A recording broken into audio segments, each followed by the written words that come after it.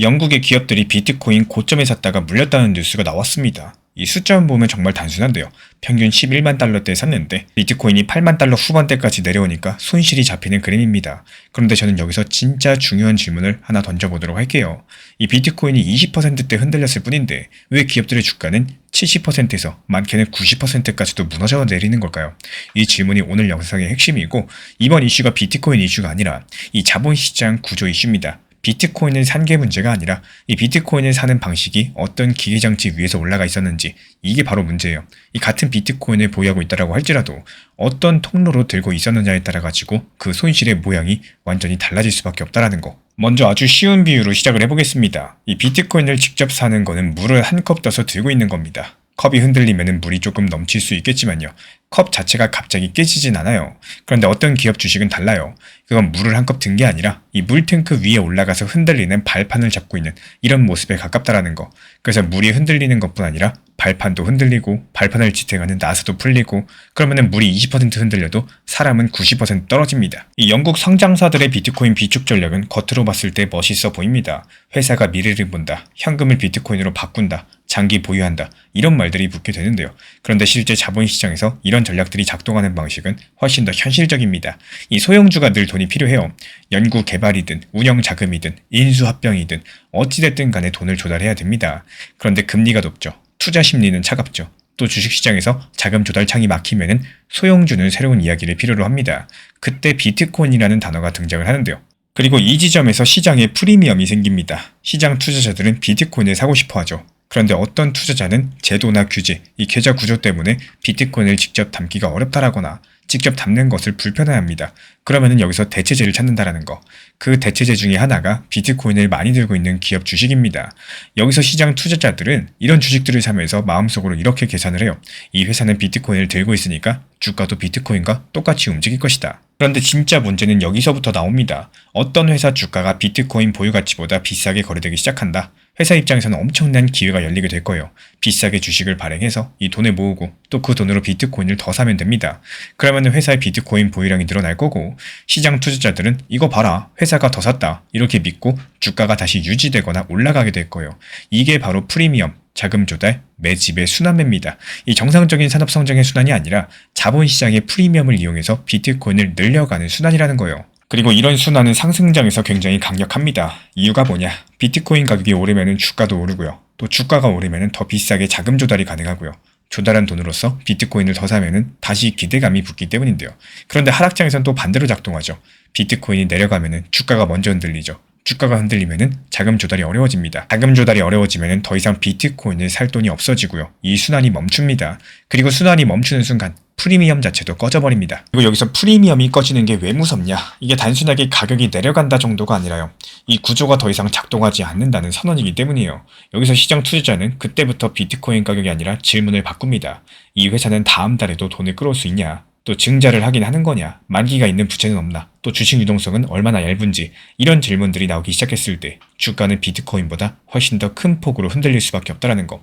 여기서 오늘 뉴스에 등장한 한 장면이 아주 중요합니다. 이 사치마 테크놀로지 측에서요, 비트코인을 일부 매도했다는 내용인데, 이걸 단순하게 손절했다로 보면 놓치는 게 있습니다. 단순하게 투자 철학이 바뀐 정도가 아니라요, 이 자금 스케줄이 비트코인을 이겼다는 뜻인데요. 이 전통 금융의 만기라는 현실이 비트코인 장기 보유라는 구호보다 그 위에 있다라는 거. 기업이 비트코인을 보유한다는 것은 필요하면 팔 수 있다는 말과 사실상 똑같은 문장입니다. 특히나 만기가 다가오면 더 그래요. 그리고 이게 왜 비트코인 시장이 중요하냐? 이 기업 트레저리 수요가 커질수록 시장은 새로운 구조를 갖게 되기 때문입니다. 예전 같으면 어땠습니까? 개인 투자자의 매수 매도가 주요 변동 요인이었죠. 그런데 이제부터는 기업의 결산이나 만기나 증자 여부, 이런 전통 금융 일정이 비트코인의 단기 수급에 영향을 줄 수가 있다는 거. 이 기업이 비트코인을 장기 보유한다고 말을 하더라도 자금줄이 막히면 비트코인은 현금화의 대상이 됩니다. 그 순간부터 비트코인은 신념의 자산이 아니라 이 유동성의 자산으로서 취급될 수밖에 없다는 거예요. 그리고 영국이라는 시장이 가지고 있는 특수성도 보셔야 됩니다. 영국은 최근에 규제 환경이 변화하고 있죠. 소매 투자자의 암호자산 ETN 접근이 다시 열리기 시작을 했습니다. 이건 굉장히 큰 변화라고 볼 수가 있는데, 이유가 뭐냐? 이게 시장 투자자 입장에서 기업 주식으로 우회해서 비트코인 노출을 얻어야 되는 가장 근본적인 이유들이 약해질 수 있기 때문입니다. 이 우회 이유가 약해지면요, 우회 프리미엄이 꺼집니다.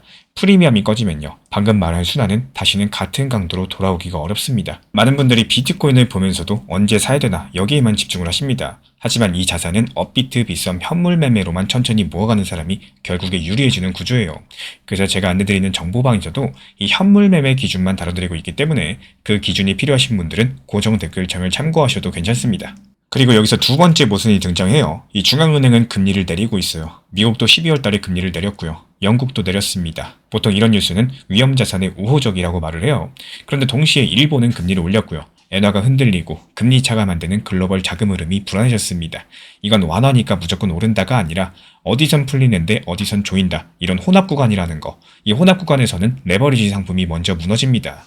그래서 비트코인보다도 이 비트코인을 담은 레버리지 구조가 먼저 흔들린다는 거. 그리고 이제 다시 처음 질문으로 돌아가 보겠습니다. 이 비트코인이 20%대 조정인데 왜 기업 주식은 90%까지도 빠질 수가 있을까요? 그 정답은 간단합니다. 그 주식은 비트코인을 산 게 아니라 비트코인 프리미엄을 파는 자본시장 구조를 샀기 때문이에요. 프리미엄이 꺼지는 순간 주가는 비트코인보다 훨씬 더 가파르게 무너진다는 거고, 비트코인이 흔들린 게 원인 같지만 사실은 그 프리미엄 자체가 무너진 게 원인입니다. 그렇다면 앞으로 1개월, 3개월, 6개월 어떻게 보셔야 되느냐? 저는 방향성을 단정하진 않습니다. 대신에 조건만 말씀을 드려볼게요. 먼저 향후 1개월은 이 만기랑 결산의 시간입니다. 이 기간에는 추가 매수보다도 현금 필요가 더 자주 등장할 수가 있어요. 비트코인 가격이 안정적이어도 기업들은 스케줄 때문에 움직입니다. 그리고 이 스케줄 리스크가 시장을 흔들 수가 있겠습니다. 그리고 3개월은 정책의 시간입니다. 이 미국이 추가 완화로 이어갈 수 있는지, 일본이 추가 긴축을 어느 속도로 할지, 여기에 따라서 위험 자산의 기류가 바뀌고 이런 구간에서 비트코인이 반등할 수도 있다는 거. 이 다만 트레저리 기업 주식은 비트코인 반등만으로 복구된다고 보긴 어려워요. 이 프리미엄이 돌아와야 되고요. 자금 조달창이 다시 열려야 됩니다. 그게 바로 핵심 조건인 거고, 6개월 같은 경우는 구조 재편의 시간이에요. 이 시장이 결국에 살아남는 모델만 남기기 때문에 투명하게 공시하고 또 부채 만기 관리가 되고 무리한 증자 구조로서 시장 신뢰를 잃지 않는 기업들만 살아남습니다. 또 반대로 이야기만 앞서고 구조가 부실한 기업들은 도태될 수밖에 없겠죠. 이런 과정들은 비트코인 가격이 오르든 내리든 진행이 된다는 거고, 이유가 뭐냐? 이거는 기업 모델의 문제이기 때문입니다. 지금 시장에서 가장 위험한 착각은 비트코인과 비트코인 트레저리 기업 주식은 같다라는 생각입니다. 절대 아니에요. 이 비트코인 트레저리 기업 주식은 비트코인에다가 자금 조달 리스크, 유동성 리스크, 프리미엄 리스크, 만기 리스크가 얹혀진 상품입니다. 그래서 같은 비트코인 조정에서도 이 손실폭이 다르게 나타난다는 거고, 그래서 지금 필요한 거는 예측이 아니라 분리겠죠. 나는 비트코인 자체의 변동성을 감당하려고 하는 건지, 아니면 프리미엄과 자금 조달 구조까지 감당하려고 하는 건지, 이거부터 분리해야 된다는 거. 그리고 그 분리를 하지 못하면은 비트코인의 움직임을 맞춰도 계좌는 망가질 수가 있겠죠. 또 반대로 그 분리를 하면은 시장이 왜 이렇게 흔들리는지 구조가 보이기 시작을 합니다. 이 영국 기업들이 비트코인 고점에 물린 게 아니에요. 영국 기업들이 물린 거는 이 비트코인이 아니라 자본시장의 레버리지 구조입니다. 그래서 비트코인이 20% 흔들릴 때 기업 주식들은 90%가 무너질 수밖에 없는 거고, 이런 구조를 이해하는 순간 앞으로의 시장은 훨씬 더 무섭고 또 훨씬 더 일근만해질 겁니다. 투자의 대가 워렌 버핏은 말했습니다. 위험은 자신이 무엇을 하는지 모르는 데서 온다라고요. 오늘 우리가 목격한 영국 기업들의 90% 폭락 자체가 이 비트코인의 배신이 아닙니다.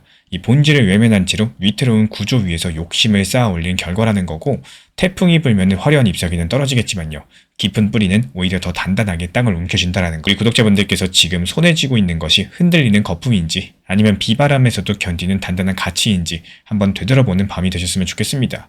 이 복잡한 기교보다도 우직하게 본질을 지키는 투자가 결국에 승리한다는 사실 기억해 주시기 바랍니다. 지금 시장이 가장 부정적인 말을 쏟아낼 때가 오히려 바닥에 가장 가까운 순간일 수 있다. 이 구조를 이해하셔야 된다는 말씀을 드리고 싶어요. 이 코인 투자 시장을 보다 보면요, 정말 아이러니한 장면을 자주 보게 되는데, 이 남들이 하나둘씩 관심을 잃어가고 또 리플 이야기를 꺼내면은 리또 속이다, 코인은 이제 끝났다, 다시는 코인 안 오른다, 뭐 이런 말들 유독 많이 나오기 시작하는 시점이 있습니다. 이런 말들이 조용히 나오는 정도가 아니라 여기저기서 반복되고 공감이 붙고 마치 모두가 같은 결론에 도달한 것처럼 이렇게 느껴지는 타이밍, 이 시장 구조상 이런 분위기들은요, 생각보다 저점에 가까운 신호인 경우가 많습니다. 이 투자 시장이 냉정하게 보면 모두가 동시에 잘 될 수 없는 구조고요. 누군가가 포기하고 던져야지 또 누군가는 다시 담을 수 있는 구조이기 때문에 부정적인 말이 많아진다는 건 이미 상당수의 사람들이 지치고 실망하고 매도 쪽으로 기울었다는 뜻이기도 합니다. 그렇게 매도 물량이 충분히 소화되고 나면은 시장은 조용해지고요, 관심이 사라진 자리에서 다시 방향을 틀기 시작을 해요. 그때 나오는 반등은 의외로 빠르고요, 또 강력하고 짧은 시간에 크게 움직이는 경우가 많습니다. 여기서 문제가 뭐냐?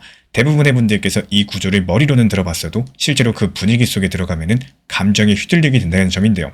이 부정적인 이야기가 많아질수록 더 불안해지고 더 늦게 손을 떼게 되고 결국에 가장 힘든 구간에서 시장을 떠나버리게 됩니다. 하지만 이런 흐름을 미리 알고 있다면은 지금 이 사람들이 가장 싫어하는 구간이구나. 지금 이 부정적인 분위기 자체가 이 시장의 한 사이클이구나. 이렇게 한 발 물러서서 바라볼 수 있게 된다는 거고 결국에 중요한 건 남들의 말이 아니라 이 시장이 반복해온 구조를 이해하면서 그 구조 안에서 내 감정을 어떻게 다룰 것인가. 근데 모두가 끝이라고 말할 때 조용히 준비할 수 있는 사람이 그 다음 국면에서 선택권을 가지게 되는 거고요. 이 시장은 항상 돌고 돌고 또 그 흐름을 아는 사람은 소음 속에서도 방향을 잃지 않게 되는데요. 결국에 살아남는 거는 분위기를 믿는 사람이 아니라 이 구조를 이해한 사람이라는 거 다시 한번 생각해 보셔야 될 것 같습니다. 오늘 영상에서 설명드린 내용은 흐름과 구조를 중심으로 하는 큰 그림입니다. 하지만 실제로 매수하거나 매도할 때는 조금 더 구체적인 숫자가 필요해요. 예를 들어가지고 어느 가격대에서 멈출 가능성이 높은지, 어디서 반등이 나올 가능성이 있는지, 반대로 어디를 이탈하면 위험해지는지 이런 실전 기준들은 영상에 모두 담기가 어렵기 때문에 따로 정리해드리고 있어요. 관심 있으신 분들은 현재 보이는 번호로 문자 신청 주시면 됩니다. 최근에 리플 단기 하락으로 인해서 단기 저점에 대한 매수 타점을 잡고는 싶어도 이 매수 타점을 잡기 어려워하시는 분들이 많으신 것 같습니다. 이에 따른 중요 핵심 내용 6가지 노하우를 압축해서 설명드려 보려고 하는데요. 시장이 크게 흔들릴 때 이 가능성이 가장 높은 저점 리스크 완충지대였어요. 투자 전체가 경험적으로 인정하고 있는 구조적인 지지선이었다는 거고 지금은 욕심보다 리듬을 지키는 게 더 중요하겠죠. 흔들리는 시장에서도 원칙을 지키는 분들이 신사채널 정보방에서 안내드린 내용으로서 필요로 하신 분들께서는 리플 정보방 입장하셔가지고 영상 참고하셔도 좋습니다. 자세한 내용들에 대해서는 시간 관계상 정보방 입장하셔가지고 이 영상 참고하시면은 여유롭게 보시고 참고할 수 있기 때문에 신청 주시면 안내 도움 드릴 예정이고요.